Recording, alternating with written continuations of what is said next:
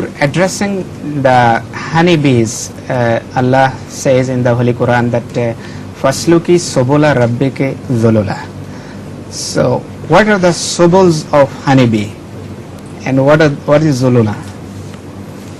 Zulula means submissively, and subul are all the ways Allah has taught her,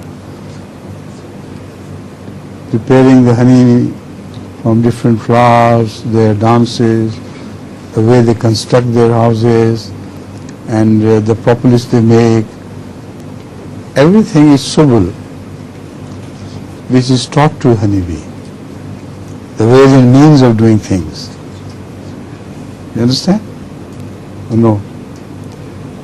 You try your Bangladeshi names. I think he's slightly confused about the meaning of subul rabbika. It's not Allah's roads, but the paths which Allah has taught. Subul Rabbi means the path which Allah has taught you, you follow those paths.